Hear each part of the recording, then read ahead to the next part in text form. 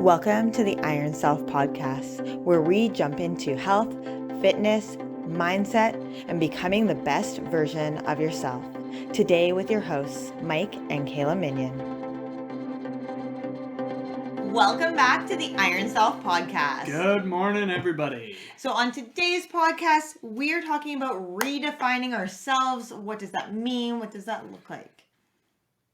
I love it. So, we only get to live this giant roller coaster that we call life one time. So, with knowing that, we need to be able to optimize our lives the best way we can. And when we are talking about optimizing our lives, we're talking about truly living the best life that we can. And defining that best life the way we want it. Right? So, everybody gets to... This is like... Remember those old books when you were a kid and it was like, flip to page 68 for that. So this is really like your adventure. Exactly. Life is a choose your own adventure book, except we get to be the authors of this book. So the beautiful thing about it is when we're talking about redefining ourselves, redefining what we consider the person we are and who we want to be truly at the end of the day, we get to choose our own adventure. It's an exciting book. So you might remember, if you started listening to our podcast back when we first started, episode 8, we talked about the story that we tell ourselves. And that's really what redefining ourselves is it all comes back to the story that we're telling ourselves, the beliefs that we have about ourselves, and what we accept as true and valid in our lives, and then how we take those strides to go forward. So I'm going to give you an example. We have a client, and this client is on the same roller coaster that they're always on. They're good Monday through Friday. They are, and by good, I mean like they follow their routine. They get their workouts in. They're sticking to their healthy habits. They're eating whole foods and nourishing their body. And then the weekend hits, and it's a giant fuck it moment because the people that they surround themselves with want to have some drinks. They want to go out and party. And so this person has always identified as the party person. And, you know, I'm the fun one and I like to have some drinks and let loose. And that's what the weekend is for. And that's what it's all about. And now that they're looking for certain lifestyle habits, behaviors to change because they want a different body, they want a different outcome, they're having a really hard time because they keep defining themselves the way that they've always defined themselves. Yeah, a lot of it comes back to where we place our values and our priorities. And if you have this ability to just kind of let loose, we'll call it, on the weekends, is that what you're prioritizing, right? Do you prioritize your weekends above everything else? Because like Kayla was saying, it's like the carpenter that builds his beautiful house during the week, and then on the weekends he burns it down every single weekend. It's like you're never really going to get ahead if you keep burning that fucking house down. So taking an honest, hard look at your life and saying, is this what I want? Do I want to be the person who is out partying every weekend? Because if that's the person that you want to be, maybe that's what maybe that's where you're happy. Maybe that's where you want to stay. And that's totally okay. But you need to be honest with yourself in that and realize that, to create the body that you want, to create the lifestyle and have the energy that you say that you want all the time, and then just going out and burning the house down on the weekend, they don't really match. So figuring out where our true values and priorities lie, and then aligning our life to kind of fit with those. So lots of people look at like shadow work or that inner self work of like, oh, what is shadow work? Well, shadow work is essentially the things that you say not matching up with the behaviors that you're eliciting. So if you're saying, I want to look really, really healthy and fit, or I want to no longer be in pain, and then you do everything the opposite of what you're saying, that's the shadow. That's what, like, if we go back and we look at what Jung was talking about in psychology when he was creating the idea of the persona of the shadow, that's what it is it's what you're saying not matching up with the behaviors, or the behaviors you're doing not matching up with what you're saying, and so vice versa. So when we're looking at shadow work, it's like, what are the things that are taking place in my life that aren't matching up with what I'm saying or the direction I'm traveling, and what do I want that to look like?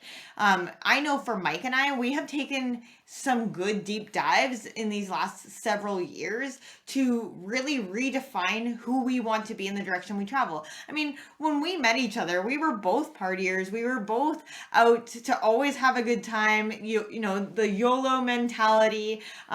It didn't matter if we were doing dumb shit that we probably could have died doing. We were there to do it. But at some point in our life, we said, you know what? I've done that. I had so much fun doing that. And now I want to take on this other version of me. And what does this other version of me do? Well, part of that other version for myself was falling in love with this version who I am on the inside, because my whole life I spent not liking this person, because, and it wasn't for a lack of I couldn't like this person. It's just that I didn't know how to accept me as me, and I didn't know who I was because I didn't define it. I followed everybody else's habits, routines, behaviors, lifestyle in hopes that this is who I would be. When I started to take a deep dive into who I am, and I get to define this person. I get to decide who this person is and how they act. That for me was a very big change, a shift moment of, okay, well, I don't want to be the party chick anymore. Like, I like that. I like having a couple drinks. I like letting loose. But for me, I just don't want to burn the house down every weekend because I work fucking hard for what I do and the results I want. I also really don't want to be in pain anymore. I don't want the inflammation in my body. I don't want the gut digestive upset. I don't want to be constantly gassy and bloated. I don't want to be lethargic. And I want to have the energy to play with my kids. Well, all of those things are way more important to me than going out and letting loose every weekend. That doesn't mean that I don't do that. It's just that I don't do it all the time. Yeah. And I structure that in. Well, that's it. It's finding that balance, right? We're not saying you don't get to be a fun person if you want to be successful in your goals. You couldn't be further from the truth, because as you are working towards goals that like ignite you, goals that really get you excited about waking up in the morning, some of those shifts will happen in that perspective naturally. So if you are saying that you want to be the type of person that can go out and climb a mountain, and you want to be able to enjoy that life with your families, but you still want to be able to go out and have fun with your friends, maybe that means just changing the way you have fun with your friends. Maybe it's incorporating more of the things that you want in your life with that group of friends. And if that group of friends doesn't want to go and hike those mountains with you, but that's something that you truly want to do, then maybe that means you separate yourself for that day from that group of friends. It doesn't mean you can't hang out with your old crew anymore. It just means that maybe you're incorporating more outside of that friend group, right? Diversifying yourself, so to speak, instead of just saying, if I hang out with these guys, all I can do is drink my face off and party. Okay, well, maybe that means I'm only hanging out with them once on the weekend or every other weekend or however that looks. And maybe it means instead of drinking really high calorie items when you are drinking, maybe it means you're just having like a vodka water or something that isn't going to be as calorie dense as far as your drinks do go. Well, and looking at it as to whether or not the journey, the outcome is what you want or what you're assuming other people want, right? Like, it's one thing to go out and have a couple drinks with your friends and whatever, and do you feel like do you define the success of that endeavor is you getting blasted, or are you defining that, or are you assuming that your friends are defining that success based on you getting blasted? Yeah. If that's the case, well, then maybe you need to take a good hard look. It's like, is this my assumption? Is this my definition? Or is this what I'm assuming is theirs? Because it doesn't always play out that way. Meaning, like, what we assume other people want from us isn't necessarily always what they're looking for. They might just be looking for that camaraderie, and they don't give a shit if you have one drink or 10 drinks. Yeah, and another thing to keep in mind too is, well, exactly that is, nobody's going to judge you for drinking less. And if they do judge you and they're like, I can't believe you can stand up right now, you should be as drunk as me, maybe you're hanging out with the wrong people. Kayla's grandma said a great saying to me when I got into fire college way back in the day, and it was that you can't fly with the eagles if you keep, or you can't soar with the eagles if you keep flying with the crows. And I'm not saying all your friends are crows by any means, but taking that hard, honest look at, are these the people that I want to surround myself with? Is this the most I'm going to get out of my life? Right? Again, you only get to live this amazing, beautiful life that we have one time. So picking and choosing the people that you want to spend your time with, that you want to give your energy to, that you want to associate with and bring you up, leveling you up, that's where you want to be. Always keep in mind that you are the sum of the 5 people you spend the most time with. So are those people uplifting, empowering? Are they pushing you to become a better person? Are they challenging you from your current habits and goals and pushing you? Or are they the ones that are setting the anchor? They're dragging you back. They're the ones who, when you say, I'm not going out for a drink this weekend because I have these goals? Are they the ones who are ripping on you? Are they the ones who are saying, oh, come on, you can do this. Like, you can come and hang out. You don't need to worry about your goals. Come fall off the wagon. Because if those are the 5 people you hang out with, then you're never going to be able to strive for more. You're never going to be able to reach that next level with your 5 people being anchors. I love that. I love that. Mic drop. Mic drop. Right? So the other piece of this is the beliefs that we hold about ourselves when we're defining ourselves. What beliefs do you hold about yourself? We have things called limiting beliefs where, and I know you guys have probably heard Mike and I talk about this before, where it's like a table and each limiting belief has 4 things that kind of hold up that table. And when we start to knock out those table legs, we can start to change those limiting beliefs. But think of it like this. Our beliefs are ingrained in us. And most of our beliefs are learned, whether that be learned in childhood, learned from watching other people, learned from watching the media, or just how we feel from different scenarios that have played out. So I'll give you my example. I've always held the belief that I am larger on my lower body, that I can't lose that weight, that it's never going to come off. And for me, right now in prep, it's really, really tough because that belief, it's like when I look in the mirror, where do you think I look? I'm looking for that same target area because, of course, it's not thinning out. It's not going fast enough. It's not doing what I want it to do. But it comes back to that story that I've been telling myself is that it can't go away. It won't go away. When I feel myself beginning to self-sabotage, what is the story that I'm telling myself? It's that belief of I haven't been successful. I've never been able to get that lean. I don't think that I can be as pretty or as lean as these other people. But it is this belief. It is this story that I'm telling myself over and over and over again. And so, of course, I believe it to be true. Well, because I believe that to be true, do you think I'm ever going to be successful in my endeavor? No. So what it has to do is it has to come back to that switch in your change. The perspective change, that switch in your brain to go, no, I can fucking do this. I'm going to work as hard as every other person in the room and I'm going to work 10 times harder. I'm going to bring the best I can at that point. And I know my body is capable of changing, capable of doing anything that anybody else's body is. It's my mind I have to convince.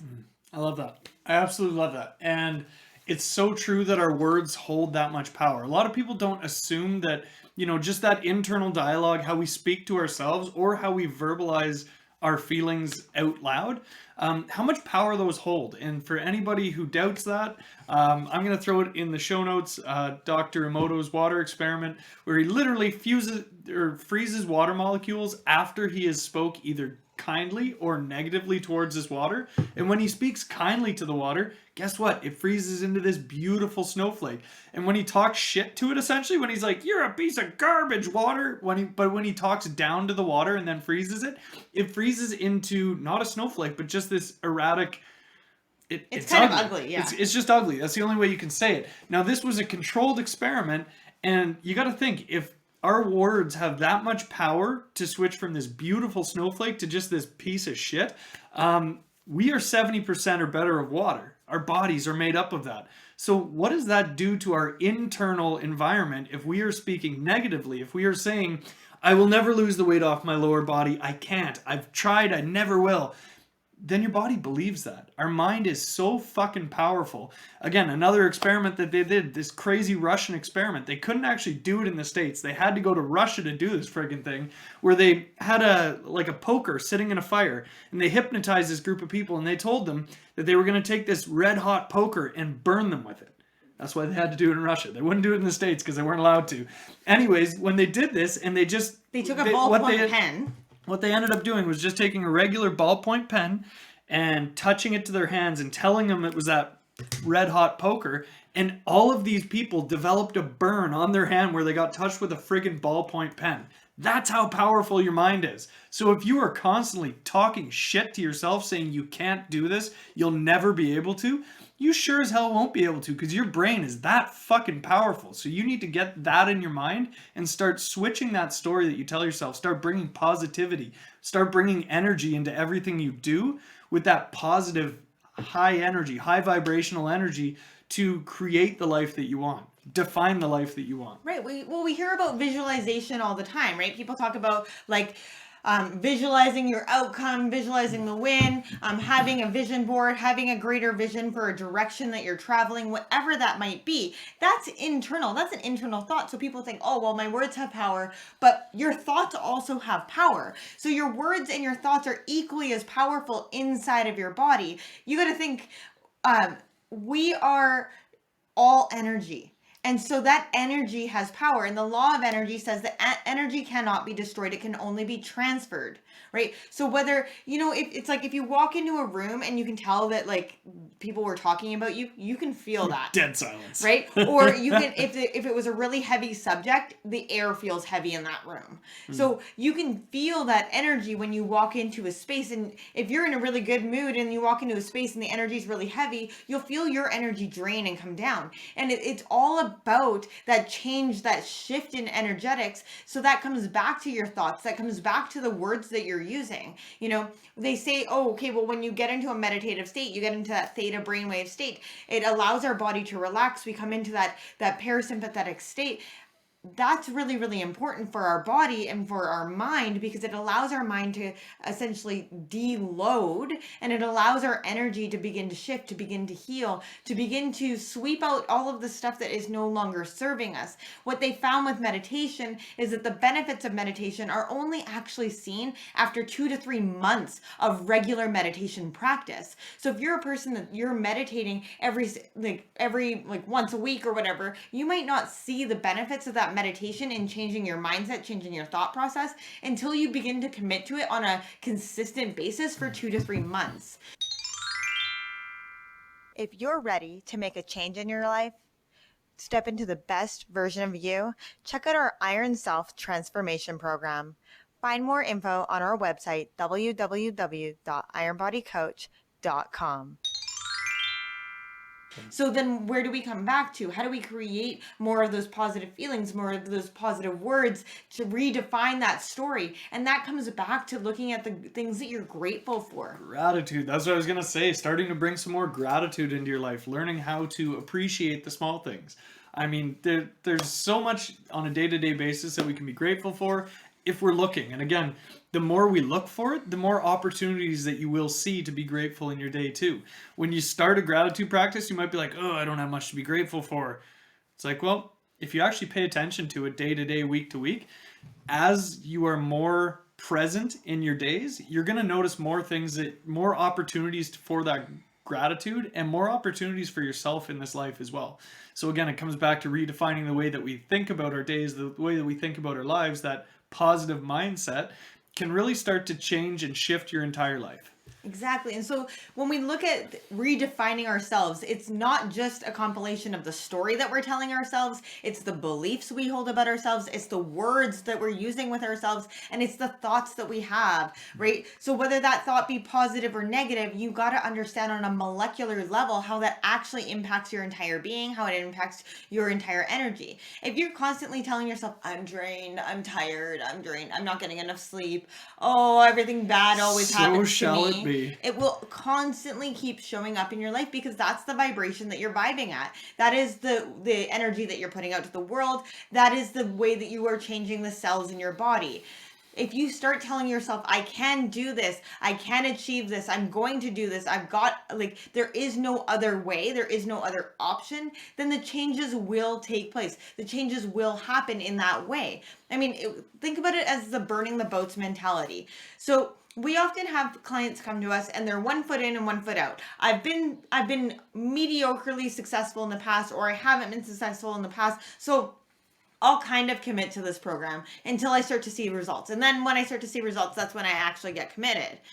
The idea of burning the boats is a way bigger commitment level, but you get way more return on your investment. So the burning of the boats, if you haven't heard the fable, is essentially this guy, and he leads all of his troops by boat to this island, and he knows that there's more soldiers on the island than what he actually has. And he says, we have no other option. We are going to die before we come home. So he gets all of his troops over to the island and they burn their boats so that they don't have another option. And what ends up happening is they end up succeeding. They end up winning over the army that had the bigger army because they didn't have any other option. There was nothing else to fall back on. Probably because the other army was terrified. They're like, these guys are burning their boats. We're fucked. But the idea is that if you fully commit to something, if you fully jump in and start to redefine yourself as that person, as that this is the life I want, this is the lifestyle I want, I might as well just go full throttle for it, you're going to see way better results in your life and you're going to see way bigger changes in your life. Whereas if you mediocrely commit and you always have a backup plan, you always have a, hey, if this doesn't work out, I'll just do this, then you're never going to get the results you want because you're not defining yourself in this new way. You're still living in between. You're living between the old version of you and the new version of you. You're not really living in one version. So then you're only ever going to get mediocre results. Yeah, I love that. I absolutely love that because it's so true. So many people have that scapegoat, that way to say, well, if I fail, that's okay. I've failed before, so I failed because of X, Y, and Z. And they have those excuses almost lined up before they even start the process. But really redefining ourselves and really switching that perspective means taking those scapegoats, those quick, easy out excuses that you might already have lined up for whatever if you do fails, and switching those with that positivity and bringing that that success mindset, that growth mindset in along with yourself so that you are fully in on your journey. And when you commit yourself, like you were saying too, when you fully commit yourself, the results can be astounding. I mean, I'm sure people who are listening to this have seen our client result photos before, and these are the clients that when they commit, there is nothing you can't achieve if you are 100% committed to yourself in life in general. When it comes back to how you define yourself, it comes back to how the story that you're telling yourself about who you are, who you want to be, the direction you're traveling, the goals that you have, the level of importance that you have for them. Yeah, one of my favorite things that we do with a lot of our clients is like the ideal life. So it's like cultivating your ideal life. What does your ideal life look like? Are you currently living it? 9 out of 10 people, when you say, are you living the ideal life exactly how you want to be living? 9 out of 10 people are going to say, no, I'm not there yet. That's great. That means you have a journey. That means you have something to work on, something to get excited about. Okay, so then tell me what your ideal life looks like. That's hard for a lot of people to even come up with. What is my ideal life like? Shit, I don't know. I want it better than it is now. It's like, okay, well, I need you to paint me this beautifully clear picture.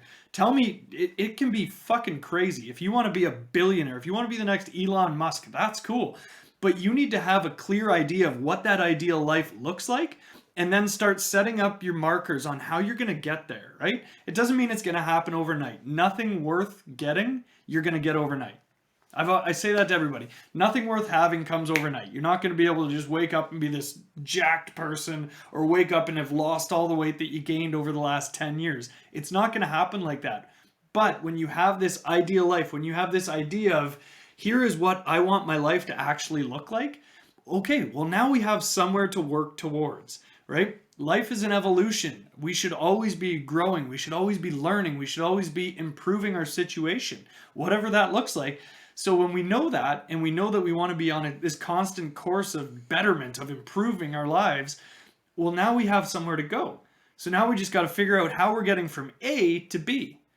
And maybe that means that we have to cut out some of the things that we've talked about in this podcast. Maybe it means that we need to cut out some of that time with the people that kind of drag us back a little bit and start increasing the time either spent by ourselves, because that's where we find our success, or spent with people that uplift us and people that challenge us and bring us up, because that's where we get to challenge ourselves and see the improvement, see the growth in our life. Really, at the end of the day, if you want different results, if you want a different outcome in your life, you want a different body, you want a different mood, you want a different lifestyle, you want different energy levels. Can't be the same person. You have to change something. And so everything that you've done up until this point in your life has gotten you to exactly where you are. So you want to be different, you have to do it differently. And that doesn't mean that there's one way to do things differently. There's 1,000 ways to do them differently and get a similar result in the end. But you have to find what works for you, what works for your life, what works for your mind, and what works for the outcome that you are striving for, that cultivation of your ideal life, that cultivation of your vision for yourself, your vision for your life, where you want to go. And at any point in your life, you can redefine that version. You can change the direction that you travel because you are not stuck in one scenario. You are constantly able to remold yourself. If you don't define yourself as an outgoing person and you admire people who are outgoing and you want to be outgoing, you have to start practicing being outgoing Start to become identifying that. as it, yeah. Right? You have to start personifying that. And because the only way that people become outgoing is they practice being outgoing. Yeah. So if you want to become fit, you have to practice being fit. If you want to become healthy, you have to practice the habits that go along with that and the lifestyle that goes along with that. So at the end of the day, it comes back to the actions you take and the words and the beliefs you hold about yourself and where you want to go. Love it. Love it. And I love what you just said there at the end. Your actions need to match what you say you want. If your actions don't match what you say you are wanting, then is it really what you want to begin with? We're going to leave you with that thought today. Thank you guys so much for taking the time to listen to today's episode. I hope you've got some value out of it and found some information that you hold dear that you can share with people that you love. Share it with your friends, your family, and make sure you reach out to us. Every week we have our This Week in Coaching. So if you have any questions for us, make sure you send them on through. Have an amazing day, guys. Bye for now.